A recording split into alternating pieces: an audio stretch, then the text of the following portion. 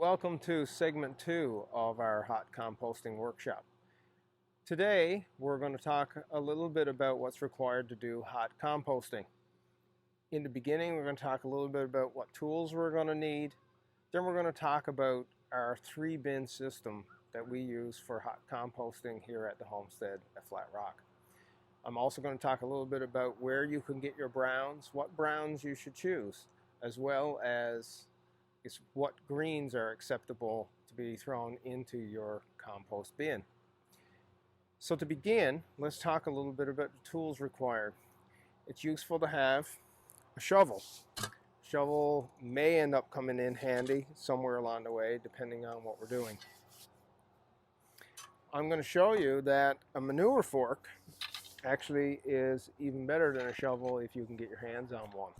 This guy is way better for moving compost and moving around bulk materials than, let's say, a shovel is. Get yourself some gloves, get on some boots and some dirty clothes because we're probably going to get messy. And finally, we're going to need a watering hose, so water source of some type. You can collect your water in buckets and actually use it that way, but I find that a hose works way better. So with that being said, let's move over to the 3-bin composter and talk a little bit about what it is that we've done here with these 3 bins. So this is our 3-bin composter. This one looks pretty elaborate, but actually it's pretty simple. It's all made with pallets. You'll notice that there's covering on the top, sides, and the back, as well as the front. And that's kind of key to being able to do hot composting, as well as to prevent things like pests and whatnot from actually getting access to your compost. So creating a secure location for that collected stuff. Another benefit of having, a roof over it is that as the environment changes and you end up with rain and snow and whatnot, it tends to keep, that moisture and water that potentially strips heat out of your compost, from dripping down through your compost. So it's good to have some sort of a cover. Even an open pile on the ground with a tarp actually could work quite well if you don't have access or the ability to put together a 3-bin composter like this. Even a few pallets wired together with a piece of plywood on top. Just anything really to prevent water from draining down through your piles. We have a way to be able to access materials inside simply by lifting out these particular slats. Okay, so in bin number 1 is what I call my collection pile. It's a place where you collect your kitchen scraps. You collect your chicken manure, your garden weeds, all the stuff that was, let's say, once living. Anything that's green, what we call green. The other thing is that we also use browns in this collection bin. And the browns are used as a way to, layer in with the greens. And I typically add these as 1 part greens to 1 to 2 parts browns. And the browns that I typically tend to use are leaves, and we'll have a look at our leaf collection bins now in a little while. So you collect all your materials here, and the procedure that I use is fairly simple. I use a bucket like this in my kitchen, and right now it's about 3/4 filled with greens. It will go into here. I take some leaves from a pile, about the same number, maybe a little bit more, and I throw in on top. So the leaves serve 2 purposes. They will now help balance the greens in your pile, but they'll also help eliminate some of the smells, because typically leaves tend to be dry and they tend to absorb some of the smells and moisture that gets generated from things like kitchen scraps. In bin number 2, I call this my active pile. So in the active pile, basically, it's where you move everything that's in the collection bin when you want to create a true active hot composting pile that's now going to start composting. Collection pile, composting pile.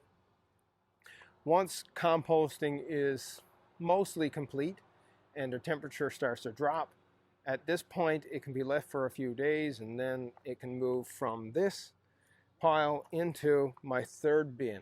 My third bin is just what I refer to as my maturation bin. So it's basically, first bin is collection, second bin is composting or active pile, third bin is the maturation pile. And having things moved out to the maturation pile ends up meaning that we can easily move our newly collected stuff into our composting bin in order to be able to start a new active pile. So that's the procedure that I'm usually using. It goes from 1 to 2 to 3. And then as this active pile is composting, I'm now collecting more stuff to compost. So let's talk a little bit about greens collection. Okay, so we just use a bucket. It's just a 2-gallon bucket, and we use this to collect kitchen scraps, vegetable scraps. This is old fennel, banana peels, mango peels, eggshells if you wish, coffee grounds. There's all kinds of stuff in here that are greens, only basically vegetable and fruit matter, and coffee grounds, eggs, and you can actually also put things like paper towel and whatnot. So with that being said, let's move over and look at my leaf collection bin, and I can show you what we use for our browns throughout, I guess, our composting season. So for brown materials, I typically use leaves as the bulk of those materials. I do use things from our kitchen like tissues and paper towels and whatnot, but leaves are readily available here in the fall of the year, so I do collect basically all of the leaves that I need for a whole year, usually in the fall. What kind of leaves do I use? Well, I tend to use maple leaves. Maple leaves are, like I said, readily available, and if you remember from our presentation about the living, the dead, and the really, really dead, well, this stuff actually contains a lot less really, really dead material called lignans, and they tend to take a long time to break down, but luckily maple leaves don't contain a whole lot of that. So maple leaves actually break down really, really easily. They're a great material to use as a brown. So when you're trying to balance out your greens and browns, and we say 1 part greens to kind of 1 to 2 part browns, basically you're talking about volume, not mass. So if you have 1 gallon of green material, then you want basically 1 to 2 gallons of leaf material for every gallon of greens. So we collect ours in these wire bins. It's just a bunch of 1/2-inch mesh wire. They're, concentric, wired together with a couple pieces of copper wire, and the leaves are just filled in. And you might think that they might get wet, but in fact you can see they're actually relatively dry. They tend to drain water really, really nicely. I found that this is a great way to collect leaves, and they don't need to really have any cover, and they'll be fine as is. So here are those greens from earlier. So they go in the collection bin like so, and you see I'm just scattering them on the top like that.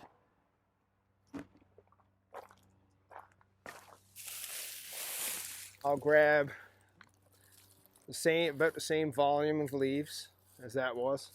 They go on the top.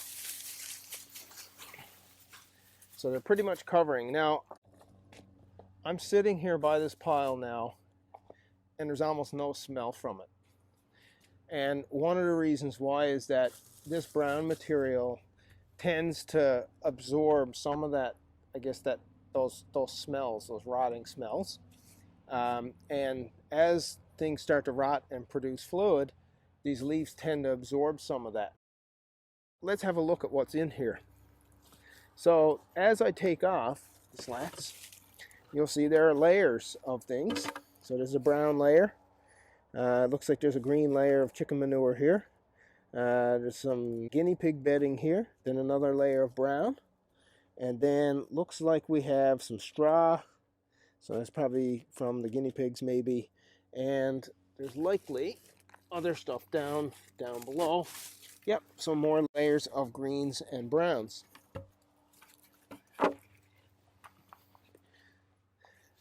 Now, what do I notice about this pile? Well, I notice that there's very little pests or anything flying around in here. If I actually look down through the pile, no parts of this pile is wet. They're all dry. All the layers are basically dry. Look, there's dry leaves, dry guinea pig bedding, and look, there's chicken poo in here.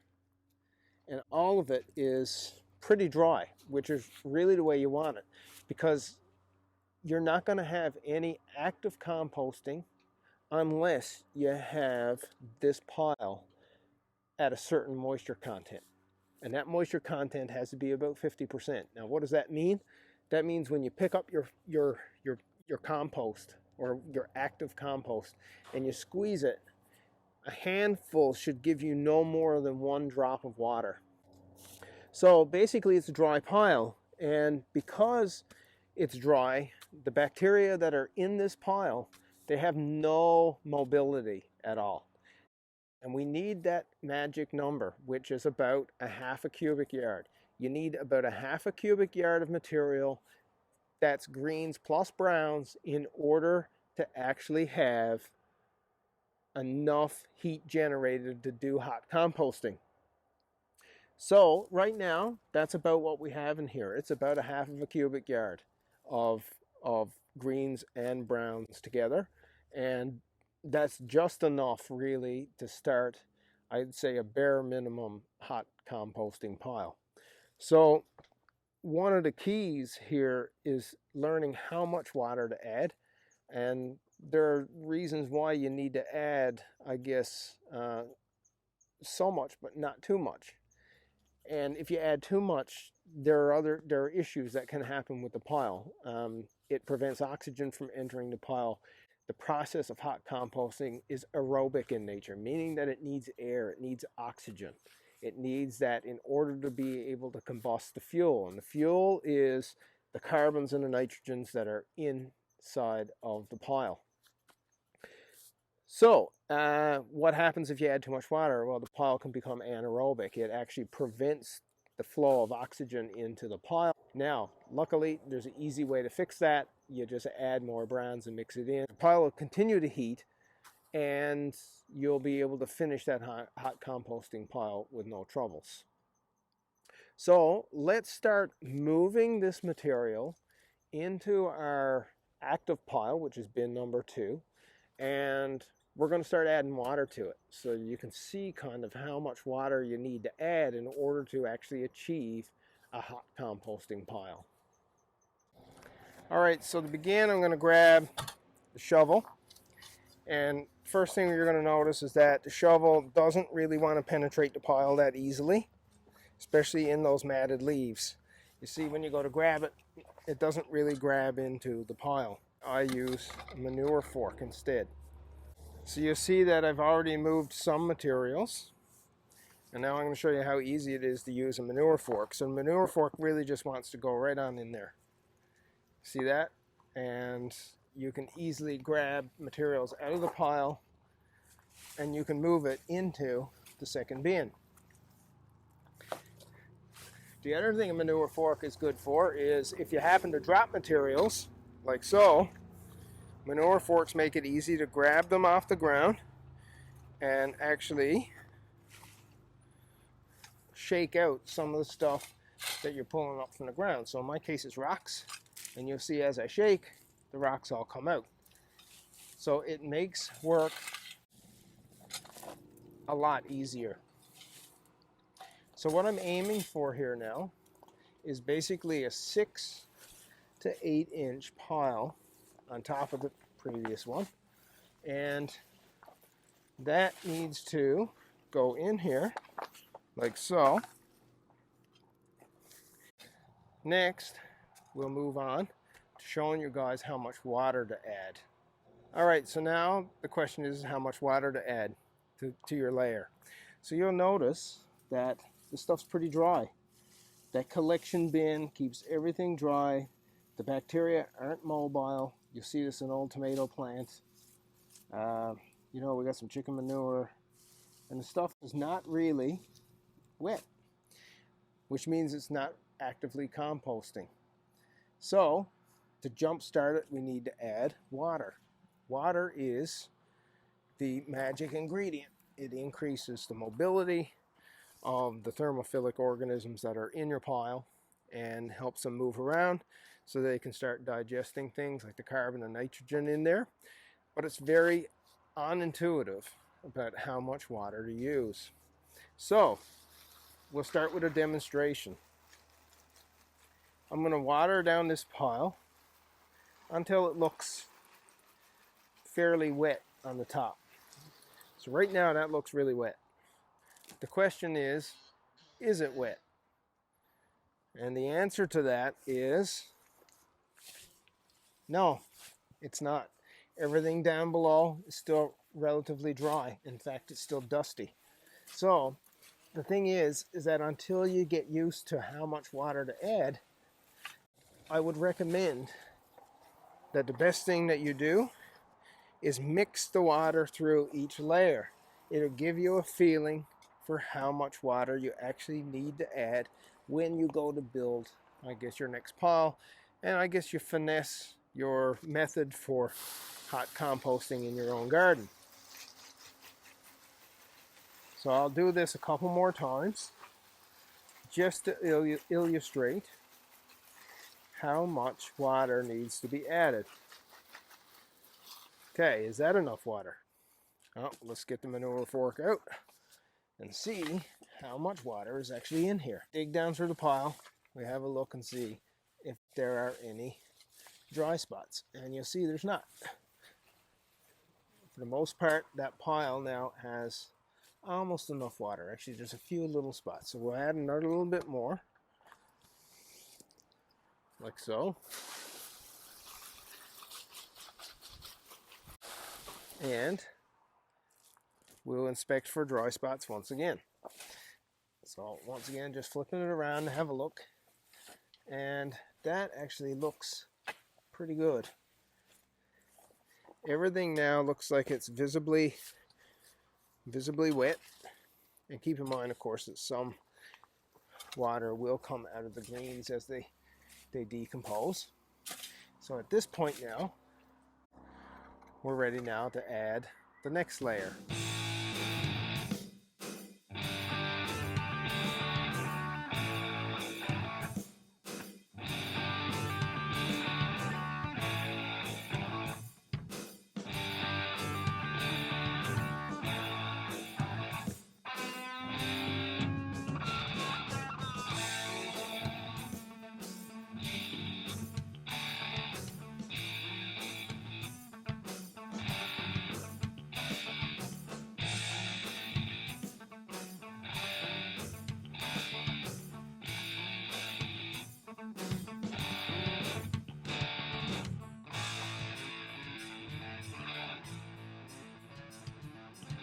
So everything that was in bin 1 has now been moved to bin 2. Our secret ingredient, which is water, has been added. And basically we have a pile. Now, the pile should actively heat up over the period of about 3 to 4 days. So to kickstart the pile, you can stick your manure fork somewhere in the middle, like so, and move some of that material just out of the way, like so, so that you have a pocket right in the middle of your pile, right down in the middle, like that. And you can see now, right, this stuff is all wet, so we got a good amount of moisture in there. Now, the secret ingredient is something that's high nitrogen, chicken manure, a load of kitchen scraps, freshly mowed grass, something like that to get that heat started. The small section may go anaerobic in the middle, but it'll produce enough heat to kickstart everything else. So, luckily, we have chickens. So I have some chicken manure, and I'm going to throw in part of a bucket full right into the middle of the pile. And that'll create a high nitrogen environment to start up that decomposition. And now I'm going to take the stuff that I pulled off the middle, I'm going to pile it back on the top of that chicken manure.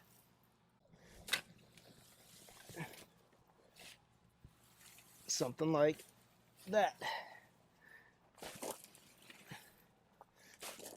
So now we have a pile that should start heating up in no time.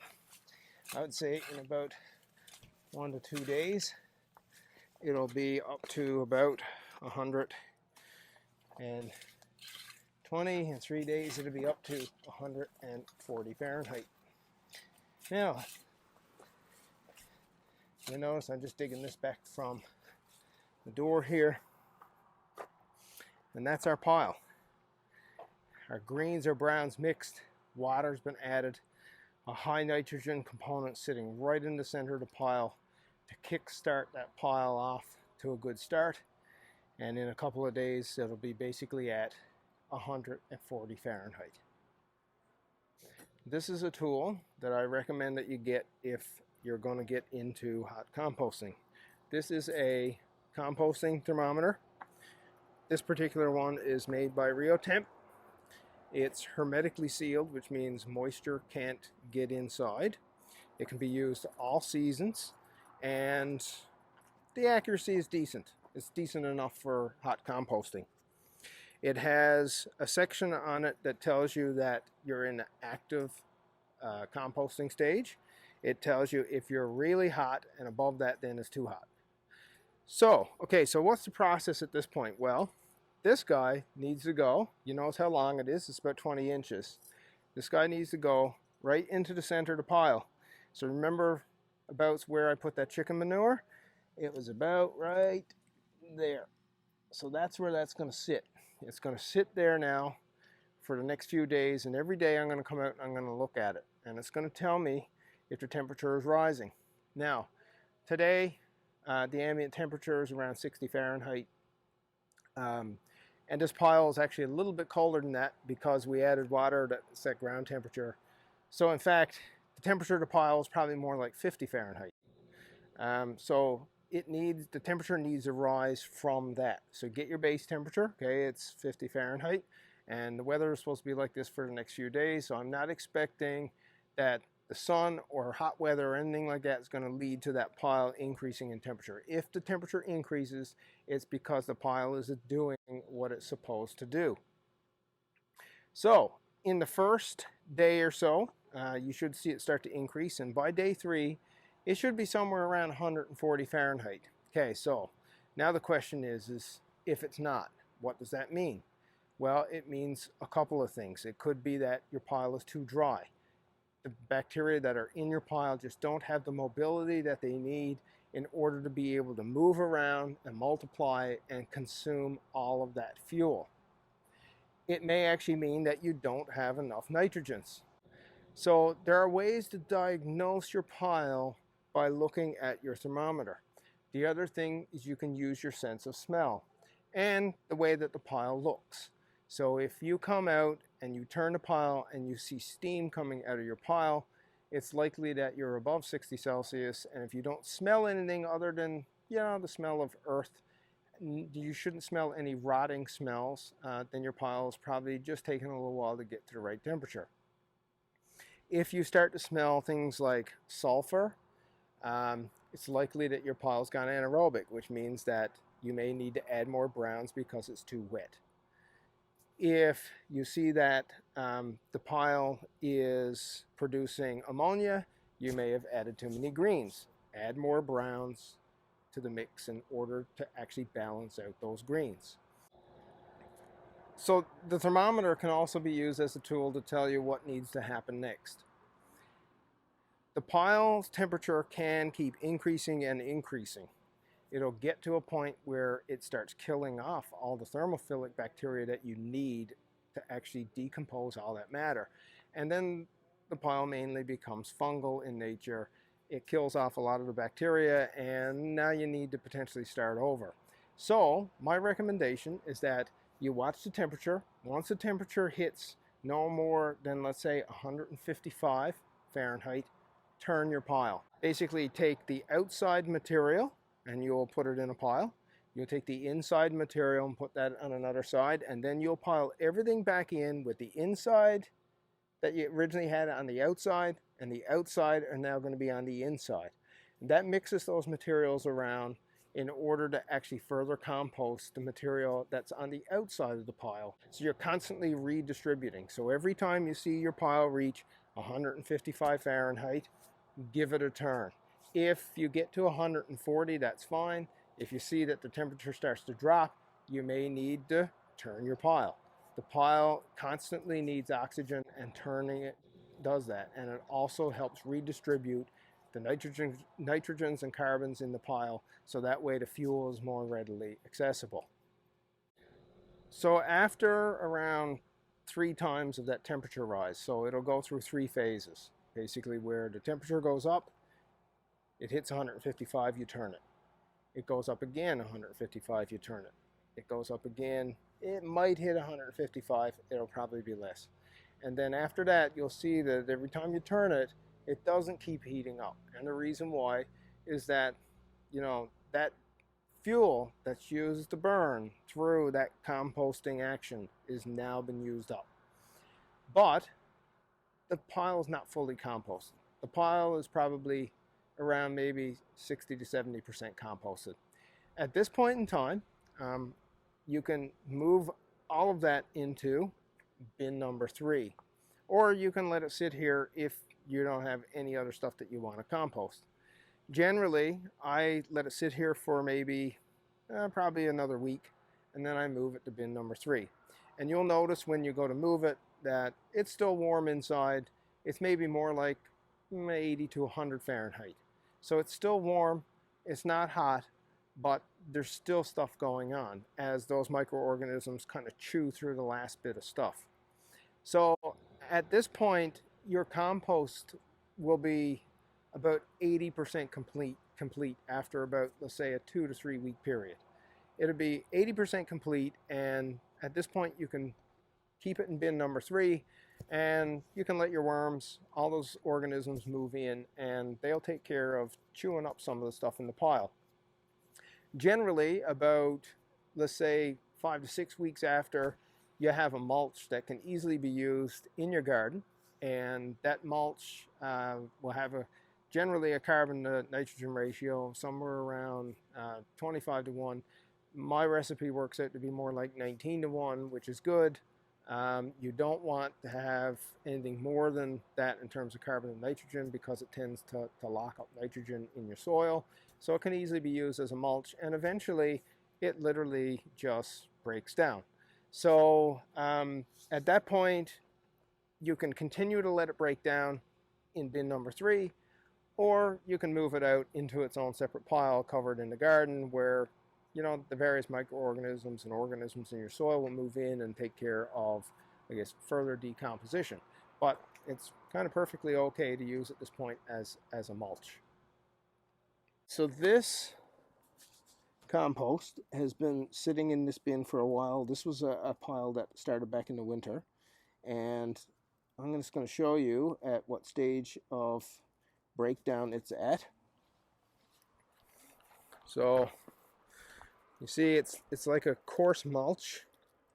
Yeah, it has some partially composted wood chips and stuff in there. If you want, you could sift this at this point, but I would just use it as a mulch in the garden as is, and let, I guess, the organisms in your soil take care of, I guess, breaking it down further. So this bed actually has a layer of compost that was taken from bin 3 this spring. So if we take a look at this, we can see that it's more coarse. So it's more like that stuff that I showed you on, I guess, the demonstration of what came out of bin 3. but it will break down. Now what's below it is stuff that was added last year. So the stuff that I added last year, you can see it's completely broken down. And if I pull this stuff away, look, teeming with life. Look worms. Look worms. Look, they're all over the place. They just love this stuff. They want to get in there and turn that stuff all into good castings. So, you know, it doesn't have to be perfectly finished compost. As long as you start with the right recipe, you end up with material that can be directly added to the garden. So this bed had a mulch layer added to it last year, similar to the compost that we saw in bin number 3. And if I reach down and grab some of this, you'll see that it's almost completely broken down. What we have is soil. So you can see it looks a bit coarse on the top. As you dig down through, you start to see that it's more like soil. It's compost and just native soil all mixed together.